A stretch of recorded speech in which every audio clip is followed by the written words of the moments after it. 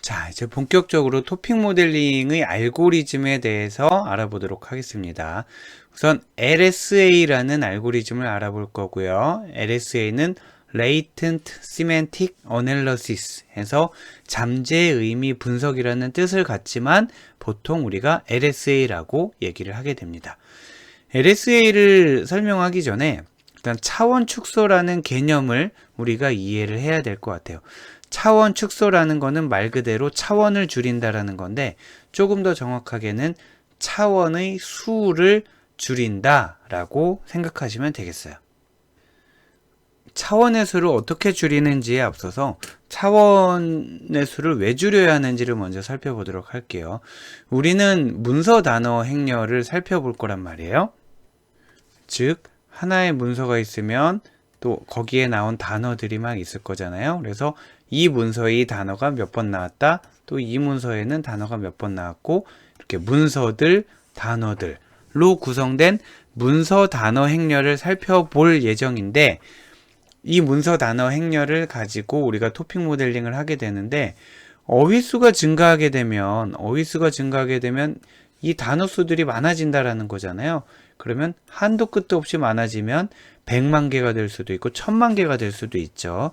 자, 그렇게 되면 이 문서 벡터의 차원수가 증가한다라는 거예요. 지금은 이 문서 벡터가 단어 4개로 구성되어 있다라면 4차원이지만 얘가 만약에 100만 개가 된다면 하나의 문서를 나타낼 때 100만 차원으로 나타내야 된다라는 거죠.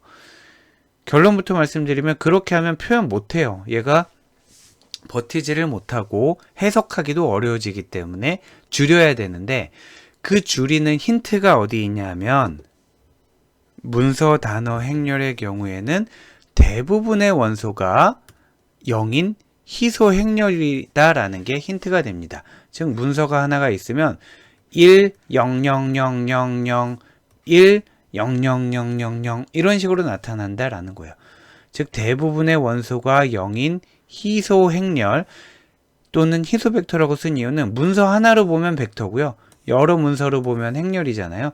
그래서 희소 행렬, 희소 벡터 이렇게 표현을 할 수가 있겠습니다. 우리의 목표는 뭐냐면 굉장히 많은 차원, 굉장한 고차원의 희소 벡터를 압축해서 저차원의 밀집 벡터로 만드는 게 목적입니다. 그리고 이렇게 고차원의 희소 벡터를 저차원의 밀집 벡터로 나타내는 그런 기법을 우리가 차원 축소라고 얘기를 하는 거고요.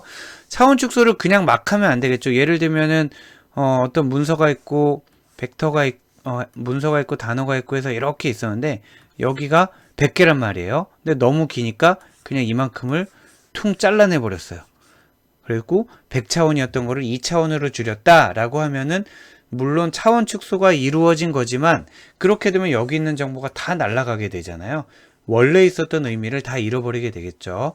그래서 차원 축소는 어떻게 해야 되냐면 고차원 정보를 저차원으로 압축하기는 하는데 그 저차원만으로도 원래 있었던 고차원과 최대한 유사한 정보, 즉 고차원 정보를 최대한 손실 없이 저차원으로 나타내는 게 차원 축소다 라고 이해하시면 되겠습니다.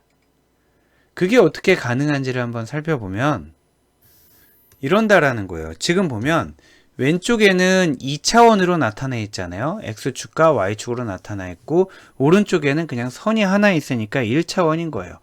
그러면 지금 여기 있는 요 객체 있잖아요. 요 객체의 위치를 나타내면 예를 들면은 X축으로 3, Y축으로 3 해서 3,3이야 라고 나타내면은 얘는 2차원이 되는 거예요.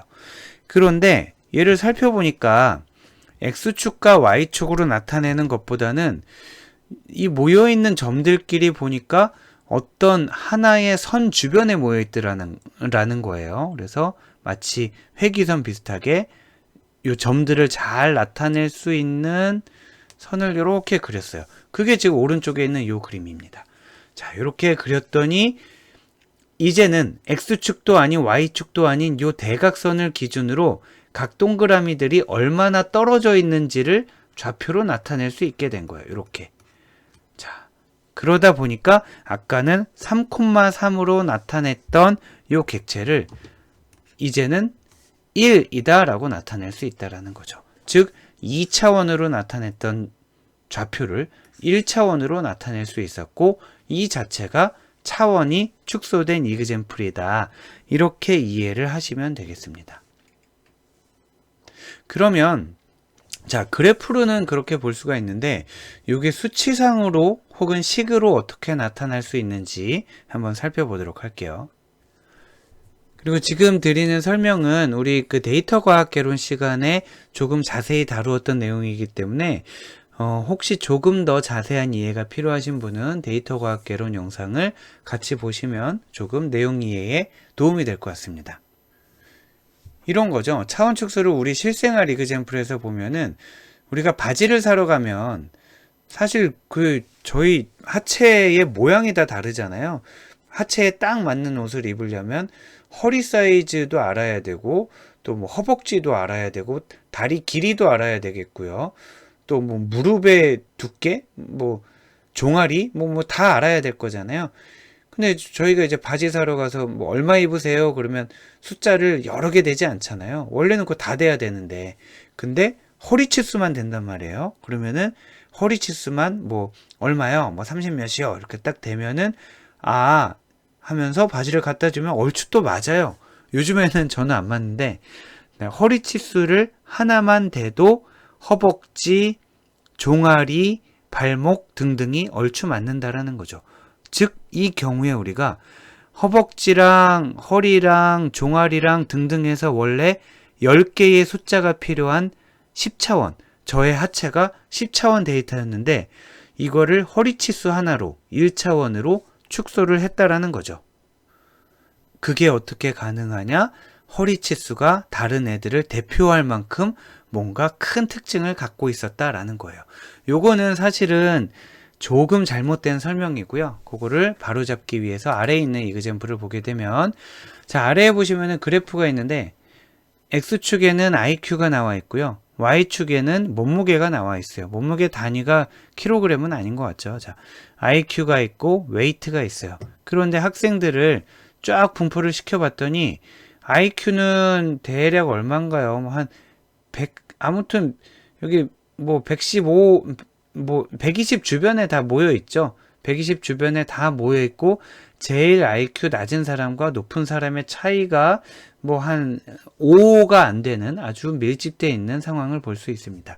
반면에 몸무게 같은 경우는 여긴 60도 안 되는 친구가 있고 여기서 140을 넘는 친구도 있고, 몸무게는 굉장히 쫙 넓혀져 있는, 스펙트럼이 넓다라는 것을 알 수가 있어요.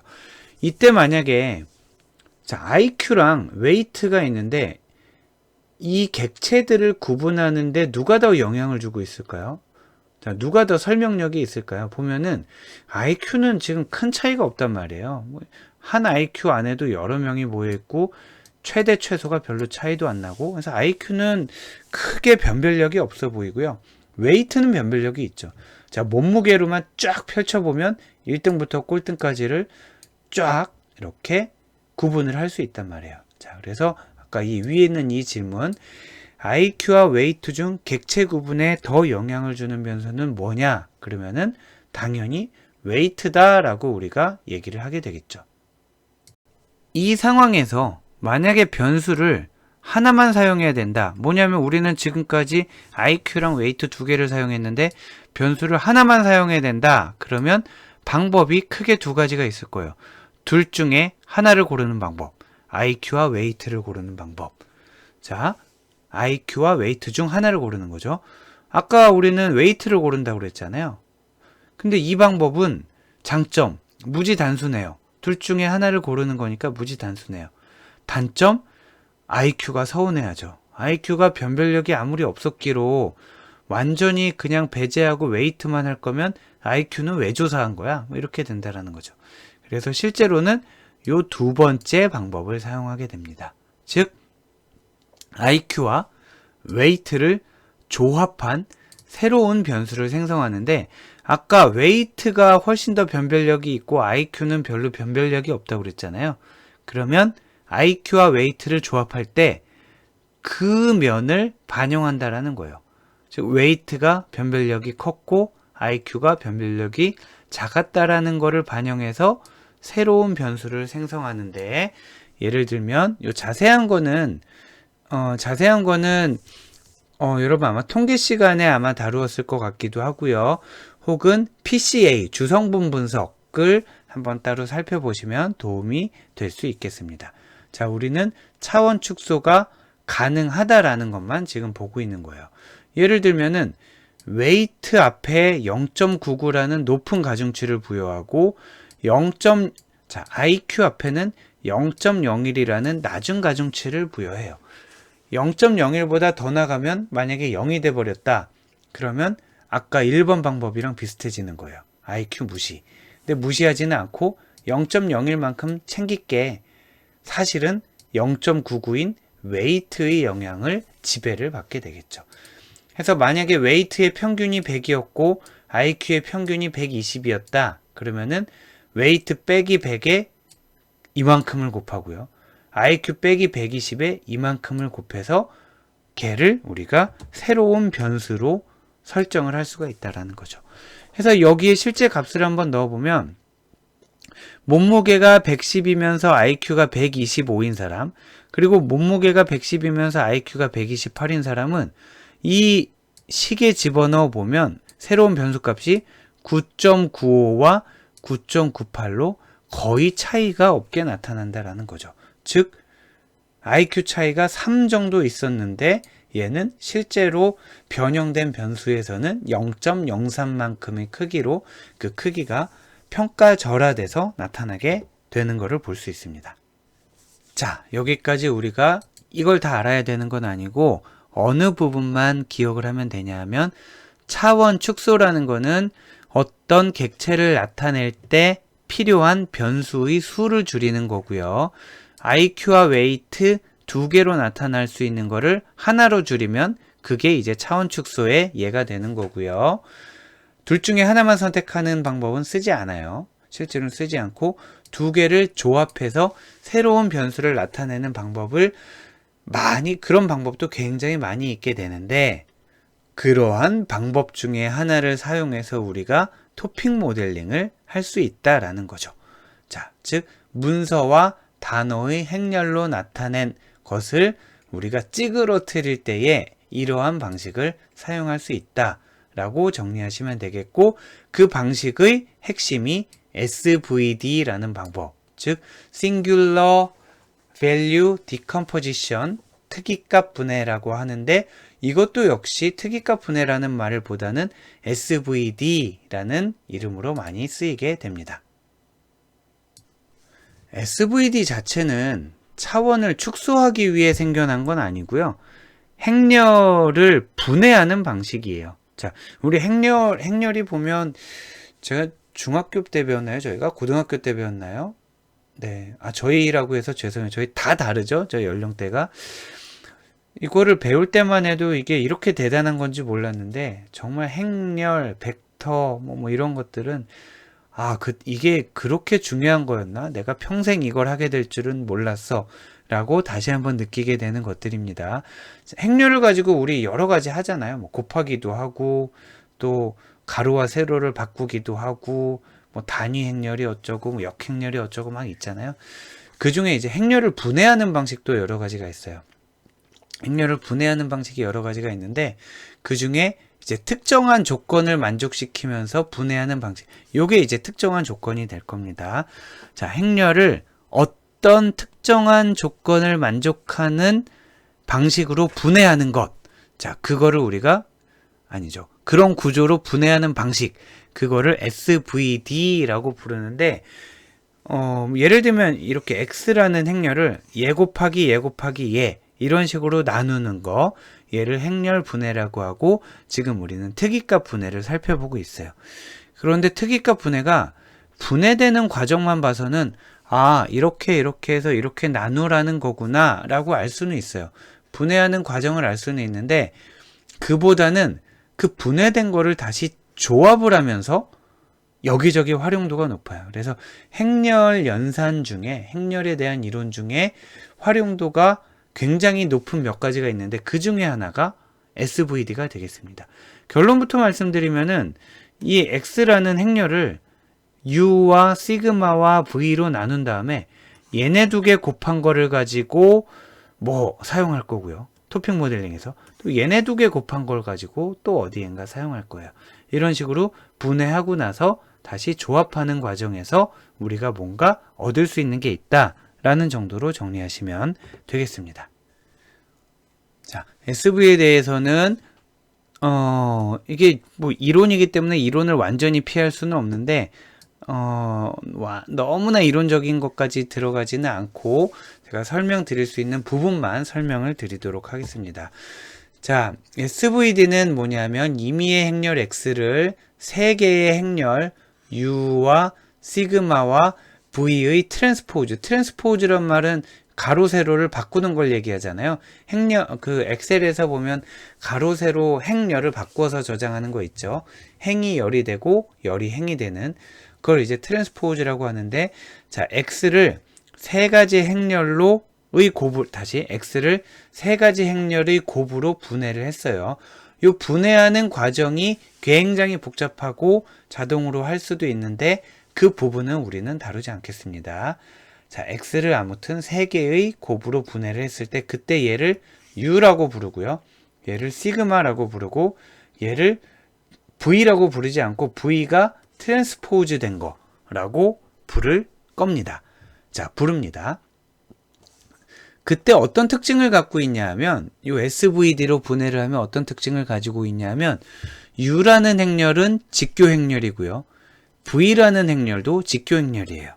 자, 직교 행렬이 뭐냐면 U라는 애가 이렇게 열 벡터가 있잖아요.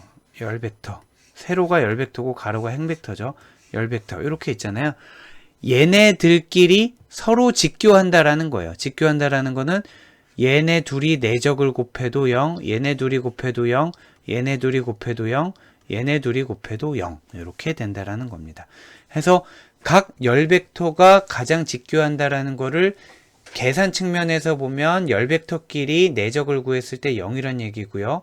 이거를 기하학적으로 보면 만약에 서로 직교하는 열 벡터 3개를 그려라. 그러면 요렇게 해서 90도 아닌 것처럼 보이지만 아무튼 서로 90도 이렇게 직교하는 애들끼리 내적을 구하면 0이잖아요. 그래서 이렇게 열 벡터가 지금 그림에는 제가 열 벡터 5개를 그렸죠. 요 열 벡터 5개가 서로 내적이 0이란 얘기는 서로 다 90도씩 직교를 한다라고 보시면 되겠습니다. 그리고 V도 이제 직교 행렬이란 말이에요. 자, 얘는 지금 V의 트랜스포즈잖아요. V의 열 벡터가 직교니까 V의 열 벡터면 얘네가 원래는 가로 세로가 바뀌어야 되니까 얘가 이제 열 벡터가 되는 거죠. 자, VT의 행 벡터가 V의 열 벡터잖아요. 그래서 얘네들이 이제 서로 직교하게 만든 거예요. 걔네를 우리가 자, 얘는 요렇게 서로 직교하고 얘는 요렇게 직교하잖아요.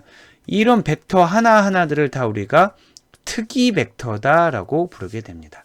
얘네들을 특이 벡터다라고 부르게 돼요. 그리고 그 사이에 낀 시그마, S라고 쓰여 있는 이 시그마는 대각행렬이라는 특징을 갖고 있어요. 자, 뭐냐면 요렇게 자, 1,1에서부터 쭉 대각선을 그어서 1,1, 2,2, 3,3으로 넘어오면서 이 대각선에만 어떤 값을 갖고 있고요. 대각선이 아닌 나머지 전부 다 여기는 0을 갖고 있어요. 자, 대각행렬은 대각성분만 0이 아니고 나머지가 다 0인 거를 우리가 대각행렬이라고 하고요. 이때 그 와중에 이 대각선에 있는 값들이 있잖아요. 얘네를 우리가 특이값이라고 부르게 됩니다. 요렇게 열 벡터, 직교하는 열 벡터를 특이 벡터, 얘를 특이값, 이렇게 용어부터 알아봤고요. 뒤에 다시 살펴보겠지만 요 시그마 행렬, 요 행렬의 크기를 줄이는 게 우리가 차원 축소를 할 때 할 일이 되는 겁니다. 자, 요 시그마라는 행렬의 크기를 줄이는 게 차원 축소의 핵심이다. 이렇게 알아두시고 조금 더 내용을 살펴보도록 하겠습니다. 우선 행렬연산에 대해서 조금만 다시 리마인드를 해보면 곱할 때 앞에 있는 행렬의 열의 수와 뒤에 있는 행렬의 행의 수가 같아야 되잖아요. 그래서 같은 색깔로 표현했고요. 얘도 앞에 있는 애의 열의 수와 뒤에 있는 애의 행의 수가 같아야 되잖아요. 그래서 같은 색으로 표현을 했고요.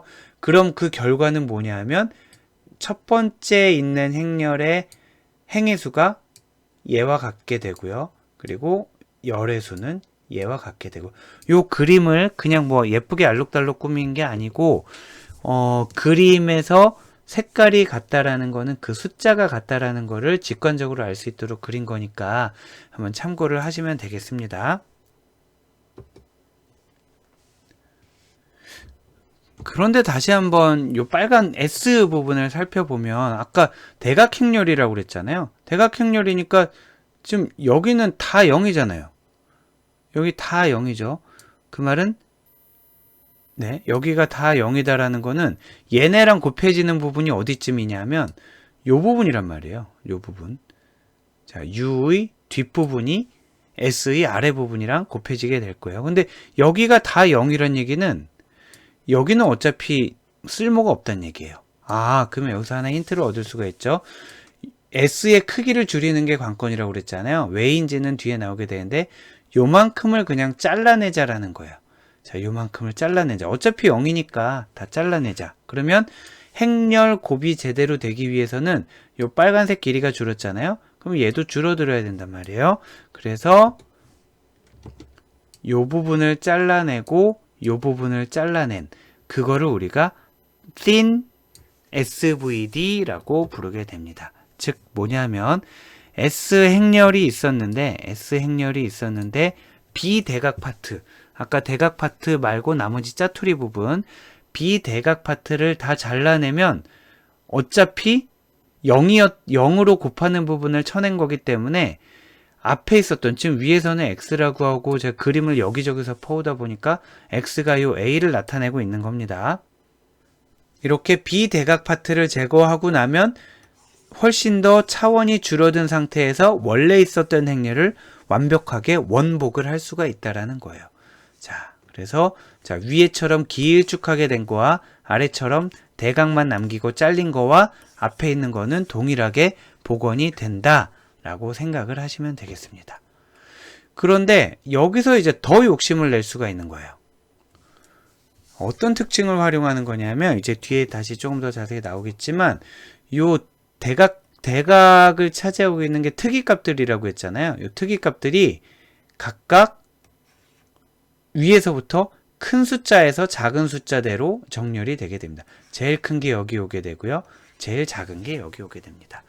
요거를 의미를 조금 더 말씀드리면 뒤에서 이제 나오게 되겠지만 여기 나오는 요 숫자 하나하나 있잖아요. 요 숫자 하나하나가 뭔가 숨겨져 있는 의미, 압축된 의미. 우리 아까 예를 들면은 IQ가 있었고 웨이트가 있었는데 그거를 두 개를 합쳐서 뉴라고 했었잖아요. 그것처럼 원래 만약에 100차원이 있었을지 모르겠지만 요렇게 시그마로 압축을 하게 되면 얘네들이 뭔가 이름을 붙이긴 어렵지만 숨겨져 있는 의미, 관점이 있다라는 거죠. 그래서 잠재된 의미에서 시멘틱, 아까 어디 있죠? 자, 이름을 다시 살펴보면 LSA, 자, latent semantic, 자, 숨겨져 있는 의미다 라는 이름이 여기서 나오게 됩니다. 여기가 어디냐면 여기 대각행렬에 있는 특이값들 각각이 무언가 숨겨진 의미를 갖고 있다라는 뜻에서 LSA라는 이름이 나오게 된 거고요. 뭐냐면은 여기 있는 숫자가 크다라는 거는 큰 의미를 갖는다. 이게 좀 표현이 너무 단순한데 일단 그렇게 하겠습니다. 자, 여기 있는 숫자가 크다라는 거는 큰 의미를 갖는다라는 거고요. 마치 지금 전혀 이제 동일한 건 절대 아닌데 아까 보면은 웨이트 앞에는 0.99가 붙었고 IQ 앞에는 0.01이 붙었잖아요. 그것처럼 여기 숫자가 크다라는 거는 얘는 뭔가 큰 의미를 갖는다라는 거고 아래의 숫자가 작다라는 거는 얘는 작은 의미를 갖고 있다라는 거예요. 그렇기 때문에 지금 얘네만으로도 사실은 요 비대각 행렬 쳐낸 거 말고 얘는 그대로 남아 있잖아요. 그래서 차원이 여전히 크기 때문에 얘를 더 줄여야 되는데, 더 줄이려면 큰 의미를 갖는 부분을 살려야겠어요? 작은 의미를 갖는 부분을 살려야겠어요? 당연히 큰 의미를 갖는 부분을 살려야 되겠죠. 그렇기 때문에 앞에서부터 몇 개를 남기고 뒤에 거를 쳐내게 됩니다. 그게 바로 트렁케이티드 SVD가 되겠습니다. 트렁케이티드 SVD는 뭐냐면, 아까 위에 거랑 좀 비교를 해볼까요? 위에 있는 요 시그마와 요 위에 있는 시그마가 더 줄어들었잖아요. 분명히 날아간 부분이 있어요. 자, 살펴보면 S행렬의 대각 원소 중에서 상위 몇 개만 남긴다라는 거예요. 아까 같은 경우는 thin SVD 같은 경우는 S행렬의 대각 원소 중에서 비대각 부분만 쳐내고 대각 부분은 다 살린 건데, 트렁케이티드 SVD는 요 대각 부분 중에서도 상위 몇 개만 남기고 나머지를 다 없애버렸다라는 겁니다. 그러니까 당연히 얘가 줄어들었으니까 그거에 맞게 앞에 있는 행렬도 줄어들게 되겠죠. 열이 줄어들게 되겠죠. 자, 이렇게 줄어들면서 얘는 또 열이 줄어들었으니까 뒤에 있는 V 트랜스포즈도 행이 줄어들게 돼요. 해서 다 줄어들게 되는 거예요. 자, 얘도 날아가고 얘는 이렇게 되고 또 얘도 날아가고. 자, 그래서 얘랑 얘를 다 곱하면은 이번에는 원상복귀가 완벽하게 되지는 않아요. 그래서 유사하게만 복원이 되는 겁니다. 아까 같은 경우는 thin SVD는 차원을 못 줄였죠. 차원을 못 줄인 거고, 지금 트렁케이티드 SVD 같은 경우는 우리가 원하는 만큼 차원을 줄일 수가 있는 거고요. 그랬을 때 원상복귀는 안 되지만, 그래서 보면 여기는 A, 여기 사실 X라고 바꿀 걸 그랬는데 그냥 넘어가겠습니다. 자, 여기는 그냥 X가 그대로 살아남게 되고요. 여기는 X는 아니고 X'이 되어서 나오는 겁니다. 자, 그래서 유사하게, 최대한 유사하게 복원이 가능한데 저차원을 썼다라는 거고, 요 기법, 즉 트렁케이티드 SVD를 우리가 LSA에 사용을 하는 겁니다. 그래서 한마디로 다시 요약을 하게 되면은 LSA라는 기법은 SVD를 사용을 하는데, 그 SVD 중에 트렁케이티드 SVD를 사용해요. 그렇기 때문에 차원 축소가 이루어진다 라고 생각을 하시면 되겠습니다.